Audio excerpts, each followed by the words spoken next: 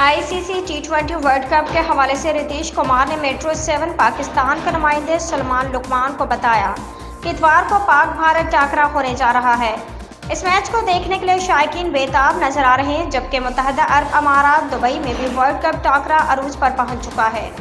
रितेश कुमार का कहना है कि इस मैच में जो टीम अच्छा खेलेगी जीत उसी का मुकद्दर होगी।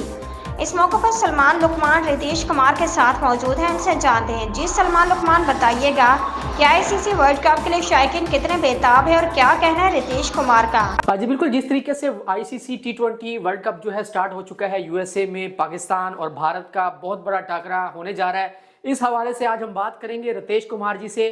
सर बहुत बहुत शुक्रिया कीमती वक्त देने के लिए। सर क्या देख रहे हैं, कल का मैच कैसे देख रहे हैं, कौन जीतेगा? जीते कोई भी, जो भी टीम अच्छा खेलेगी वो जीतेगी, इसमें तो कोई डाउट नहीं है। पर मेरे ख्याल से मैच इंटरेस्टिंग होना चाहिए, जैसे बाकी मैच इंटरेस्टिंग हुए, जैसे यूएस पाकिस्तान वाला मैच इंटरेस्टिंग हुआ। चाहे यूएस जीता बट काफ़ी अच्छा दोनों टीमें लड़ी और match final over super over हुआ।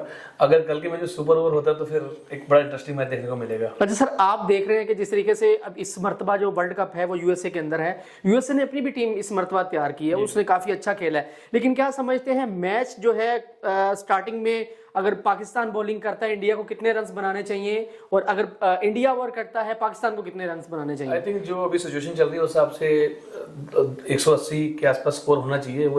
वो भी सेफ स्कोर नहीं है, पर वो एक लड़ने वाला स्कोर है, क्योंकि यूएस की जो पिचेस हैं वो थोड़ी सी मतलब बहुत ज़्यादा बॉलर्स के लिए नहीं है। तो उसमें बॉलिंग भी आपको करनी है अच्छी, आपको कंट्रोल भी करना है, पर बाउंड्रीज भी छोटी हैं। तो क्योंकि ये मैच सारे स्टेडियम बेसबॉल के लिए नॉर्मली यूज़ होते हैं, क्रिकेट के स्टेडियम है नहीं है, तो इसलिए आई थिंक 180 190 का स्कोर एक ठीक स्कोर होना चाहिए दोनों टीमों के लिए। बाकी कह नहीं सकते, 158 भी चेज कर दिया था यूएस ने, जो कि एक बड़ा नंबर था। और अगर आप देखोगे तो यूएस और कनाडा की टीम में बहुत सारे अपने इंडियन पाकिस्तानी हैं। इवेंचुअली मुझे लग रहा है कि पूरा वर्ल्ड कप हमारे लोगों के बीच में ही हो रहा है। सर ये भी बता दीजिएगा कि आप जैसे जिस तरीके से अभी लास्ट इंडिया ने काफ़ी ज़्यादा मैचेस खेले, कारकर्दगी भी अच्छी रही, लेकिन ज़्यादातर जो ऑडियंस हैं वो चाहते हैं कि पाकिस्तान और इंडिया का मैच, क्योंकि स्टेडियम फुल होता है। ये दो टीमें ऐसी हैं जब इनका मैच होता है स्टेडियम फुल होता है। तो क्या समझते हैं अगर ये दोनों टीमें फाइनल में आती हैं तो कैसा देखेंगे मैच आप? ऑब्वियसली वो तो उससे बढ़िया तो आई थिंक क्रिकेट के लिए कोई बढ़िया दिन होता नहीं है। चाहे वर्ल्ड कप 2007 था या उसके बाद आई थिंक चैंपियंस ट्रॉफी में जब पाकिस्तान जीता था, तो वो तो ऑब्वियसली पूरा रोड साइलेंट सन्नाटा हो जाता है, पूरा ऐसा लगता है कि खाली हो गया शहर। तो उससे बढ़िया तो कोई ऑप्शन, इसलिए शायद स्ट्रक्चर भी ऐसे करते हैं कि दोनों टीमें, बाकी दो टीमें अगर आप देखोगे तो पाकिस्तान अगर आगे पहुंचता है फिर ये दोनों टीमें चांस है बहुत ज़्यादा दोबारा फिर आएंगी और फाइनल में भी आने के चांस हैं। तो जब आईसीसी अपना शेड्यूल सेट करता है वो इस तरीके से करता है कि तीन बार लड़ाई हो सके।